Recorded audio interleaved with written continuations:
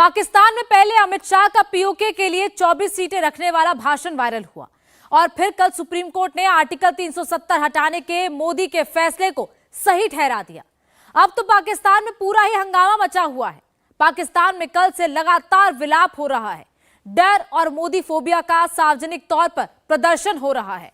TV channels पर बड़ी बड़ी डिबेट्स हो रही हैं। बड़े बड़े एक्सपर्ट बैठकर एक ही बात कह रहे हैं।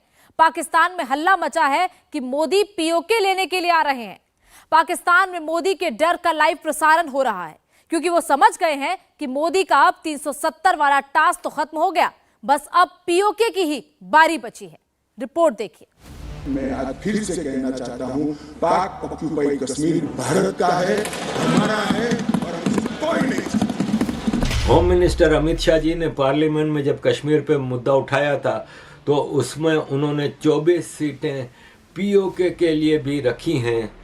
भारत अब सीरियसली अपने मकबूजा पीओके और गिलगित बल्तिस्तान को वापस हासिल करने के लिए सीरियसली प्लानिंग कर रहा है। अमित शाह साहब जो हैं वो उन्होंने सीधा कहा, उन्होंने कहा आज़ाद कश्मीर हम लेने आ रहे हैं। उन्होंने कहा हमने सीटें रख दी हैं कश्मीर की। इसमें मैं तो हमेशा ये कहता हूं, जो पाकिस्तान के कश्मीर में लोग वहां दूध की नहरें चलती देखेंगे तो वो क्या करेंगे? आप उनको किस तरह कंट्रोल करेंगे? अमित शाह के पीओके वाले बयान के बाद पाकिस्तान में डर क्यों फैल गया है? पाकिस्तान में क्यों कहा जा रहा है कि मोदी पीओके लेने आ रहा है? कश्मीर कश्मीर करने वाले पाकिस्तान को अब पीओके जाने का डर क्यों सता रहा है? 370 पर सुप्रीम कोर्ट के फैसले के बाद पाकिस्तान में सन्नाटा क्यों पसरा है?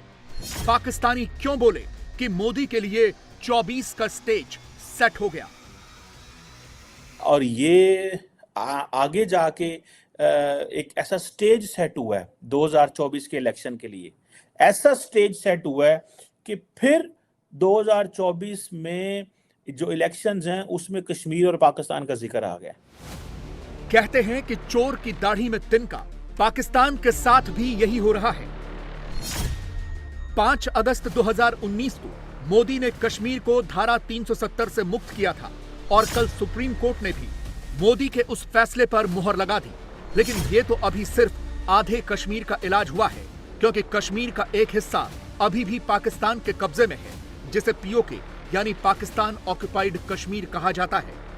और अब बस इसी पीओके को वापस लेने का काउंटडाउन शुरू हो चुका है और इसी वजह से पाकिस्तान में हलचल और डर बहुत तेज हो गया है। पाक ऑक्यूपाइड कश्मीर की 24 सीटों को आरक्षित रखा गया है क्योंकि हम अभी भी मानते हैं, कोई जिसको जो बोलना है वो बोले।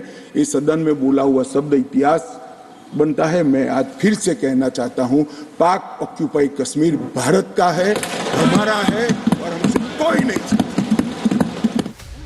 जब से गृह मंत्री अमित शाह ने संसद में पाकिस्तान अधिकृत कश्मीर यानी पीओके का जिक्र किया है, पाकिस्तान में डर की मात्रा बहुत ज्यादा बढ़ गई है। पाकिस्तान के बड़े बड़े एक्सपर्ट चर्चा कर रहे हैं कि अब वो दिन दूर नहीं है जब भारत पीओके को लेने के लिए आगे बढ़ेगा, क्योंकि उन्हें समझ में आ गया है कि मोदी के पास अब 370 वाला टास्क खत्म हो गया है और 370 के बाद अगली बारी पीओके की है। मैंने तो देखा है पाकिस्तान की पॉलिटिकल क्लास भी कोई लंबा चौड़ा जवाब नहीं दे रही। सारे अपना इलेक्शनों की तैयारी कर रहे हैं और कह रहे हैं कि हम वजीर खारजा बन के कंडेम करेंगे।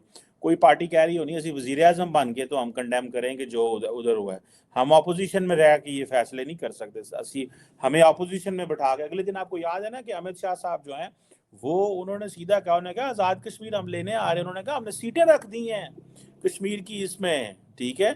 सो ये चीजें हैं। अब मजे की बात है, ओआईसी का जो सेकंड इंपॉर्टेंट मोस्ट एजेंडा है वो कश्मीर का है, ठीक है। लेकिन उधर फलस्तीन की दाल नहीं भी गल दी तो साढ़े कश्मीर को किसने सुनना है? आई विश के अगर फलस्तीन की कोई वैल्यू बनती तो कश्मीर की भी बन जाती। अब देखें ना, एक डिबेट हुआ करती थी, वो कहते थे कश्मीर साढ़ा, इंडियंस कहा कहते थे आज़ाद कश्मीर वापस लेंगे। हम कहते पाकिस्तान ने तो शुरू से कहा है ना वो कश्मीर हमारा है। उन्होंने कहा लेट्स बी एग्रेसिव। सो ये बीजेपी ने आके थोड़ी गेम को एग्रेसिव किया। उन्होंने कहा नहीं नहीं, ये कश्मीर आपका नहीं है, वो कश्मीर हमारा है। आज़ाद कश्मीर हमें वापस करें, जिसको वो पीओके कहते हैं। हम उसको इंडियन ऑक्युपाइड कश्मीर कहते हैं, वो पाकिस्तान वाले को पाकिस्तान ऑक्युपाइड कश्मीर कहते हैं, ठीक है। हम इसको आज़ाद कश्मीर कहते हैं, वो उसको जम्मू एंड कश्मीर कहते हैं। असल में पाकिस्तानियों ने पिछले 75 सालों से पीओके को सिर्फ सोने का अंडा देने वाली मुर्गी ही समझा। वहां कोई विकास नहीं किया, जिसकी वजह से पीओके के वासियों को अपना हक लेने के लिए सड़कों पर उतरना पड़ा। पाकिस्तान ने पीओके की नदियों में कई सारे डैम बनाए हैं जिससे वो बिजली पैदा करता है, लेकिन पीओके की बिजली की सप्लाई पाकिस्तान के पंजाब में होती है और पीओके वासियों को वो बहुत महंगी बिजली देता है। इसके अलावा उसने सिर्फ नाम के लिए ही पीओके को स्वायत्तता दी हुई है, जबकि असल में पीओके पर पूरी तरह से पाकिस्तानी फौज का कब्जा है। पाकिस्तान ने पीओके के सारे प्राकृतिक संसाधनों को चीन के हाथों बेच दिया है। पीओके के अंदर से चीन सीपैक बना रहा है, यानी संसाधन सारे पीओके वासियों के, और उसको पाकिस्तानी भोग रहे हैं। ना तो हम वहाँ पे टूरिज्म को प्रमोट कर रहे हैं, ना वहाँ पे कोई एजुकेशन की फैसिलिटीज बहुत अच्छी हैं। आज़ाद कश्मीर मेडिकल के फैसिलिटीज उस तरीके से देखें, जो लोग हमारे पास आते हैं, ज़ाहिर बात है कश्मीर के काफ़ी लोग हमारे साथ यहाँ पे काम कर रहे हैं, हमारे साथ रह रहे हैं। उन लोगों को अगर वहाँ फैसिलिटीज़ दी जाती तो क्यों वो इतनी जन्नत नज़ीर वादी को छोड़ कर यहाँ आते, अगर उनके पास फैसिलिटीज़ ही नहीं है। तो जिसकी वजह से यही रीज़न है कि वो लोग भी हमें अब पसंद नहीं करते। अगर हम इलेक्ट्रिसिटी पर यूनिट रेट देखें, जो हमारे साइड पे है वो ऑलमोस्ट 60 के राउंड अबाउट है।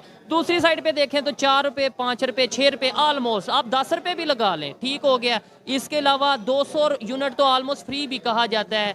वहाँ पे और भी बहुत सी ऐसी फैसिलिटीज़ हैं। तो ये लोग देख के थोड़ा सा वो नहीं होते होंगे कि यार वो कैसा मकबूजा है कि जहाँ पे चीज़ों के रेट कम है, और ये कैसा आज़ाद है जिधर चीज़ों के रेट ज़्यादा हैं। मैं इस पर एक बात करना चाहूँगा कि ऐसा नहीं है कि जो ये एक आज़ाद कश्मीर के लोग हैं, इनके रिलेटिव्स ज़रूर मौजूद हैं मकबूजा कश्मीर में, वो लोग आते जाते भी हैं, उनके पासेस वगैरह हैं, जो भी इनका क्राइटेरिया वो आते जाते हैं। लेकिन अगर वो रेट्स की हम बात करें तो रेट्स में बहुत ज़्यादा फ़र्क है, और ये फ़र्क सिर्फ गवर्नमेंट की वजह से है।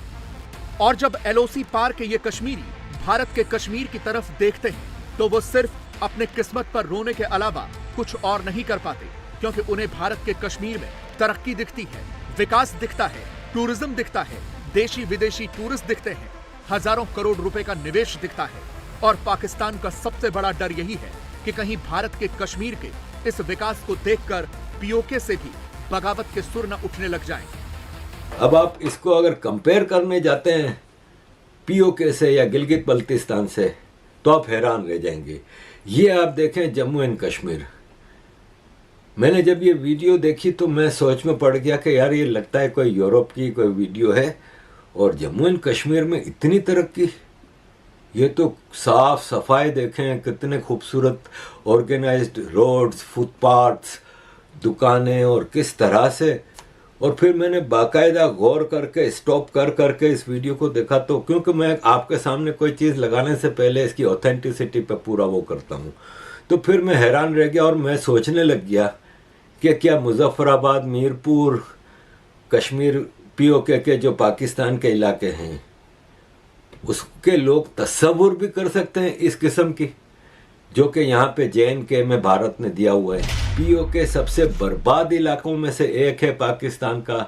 पूरे पंजाब को इलेक्ट्रिसिटी और पानी सप्लाई करने वाला पीओके खुद इलेक्ट्रिसिटी और पानी का मोहताज है। इनको आधा आधा पौना पौना दिन 24 घंटे में से 12 से 16 घंटे की लोड शेडिंग होती है। इनके घर के नलकों में पानी नहीं आता, काफ़ी दूर दूर से पानी भर के लाना पड़ता है। गैस तो आप सोचें भी नहीं कि इनको मिलती है, और हर चीज़ इतनी महंगी मिलती है। फिर फूड ग्रेन्स, आटा वगैरह की जो इतनी शॉर्टेज है कि आप हैरान रह जाएंगे कि यार ये वही कश्मीर है जो भारत के पास है, उसी का ये कश्मीर हिस्सा है। तो पाकिस्तान ने तो कश्मीरियों को बर्बाद किया है। कश्मीर में धारा 370 हटने के बाद 70,000 करोड़ रुपए के निवेश के प्रस्ताव आए। 200 विदेशी निवेशकों को जमीनें दे दी गई हैं।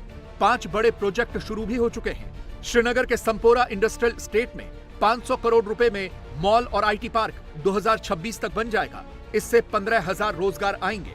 2020 में उद्यम रजिस्ट्रेशन पोर्टल लॉन्च होने के बाद सरकार की मदद से 2 लाख MSME यूनिट्स खुली हैं। इनमें 38,000 महिलाओं को रोजगार मिला है। बीते 4 साल में राज्य के करीब 30,000 स्थानीय युवाओं को रोजगार मिला है। अभी 20,000 और को मिलना है। कश्मीर की यही तरक्की देखकर पाकिस्तान घबराया हुआ है और अब उसे बहुत ज्यादा डर लगने लगा है। 10 दिन के अंदर दूसरी दफा हुआ है। आज से तकरीबन हफ्ता 10 दिन पहले अमित शाह साहब ने असेंबली के अंदर एक बड़ी धुआंधार तकरीर की थी, जिसके अंदर बल्कि उस वक्त भी फारूक अब्दुल्ला साहब ने इंटरप्ट किया था उनको। तो उन्होंने 24 सीटें क्रिएट की थी उन्होंने। और दूसरा आज ये डिसीजन हुआ है, इस वक्त जो कश्मीर के अंदर वहां पे डेवलपमेंट हो रही है, और खासकर उनमें एक सबसे बड़ा जो बिल्डर और फाइनेंसर है यूएई है, जो आपका भी फाइनेंसर है, आप भी उनसे पैसे लेके कर रहे हैं। मेरे ख्याल में ये सबसे स्ट्रॉन्ग मूव थी मोदी एडमिनिस्ट्रेशन की, to engage the UAE there, so you can not do anything with it, क्योंकि आपके भी फाइनेंसर वही है। तो उनकी मूव बड़ी अच्छी है, वो बहुत बड़ा माल श्रीनगर में बनाएंगे, हॉस्पिटल बनाएंगे और कई चीजें वहां पे बना रहे हो।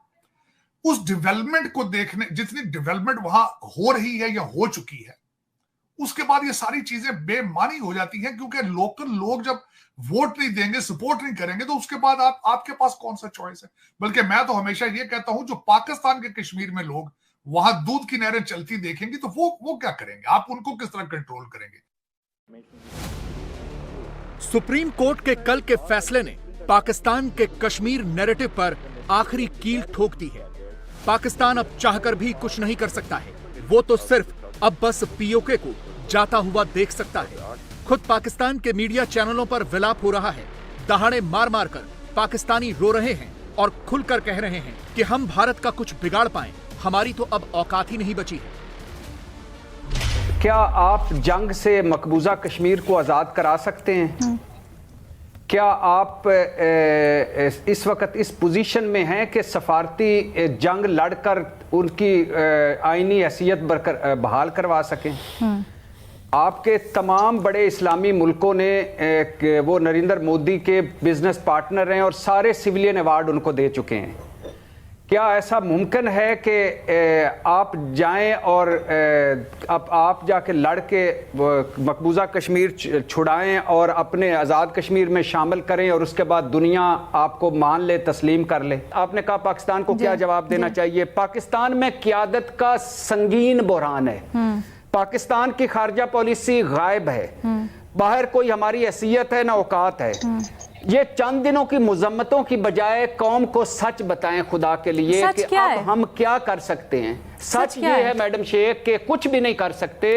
4 साल 4 माह 7 दिन हो गए हैं इस जो नरेंद्र मोदी ने एक्शन लिया था, उस पर हमारा क्या जवाब था?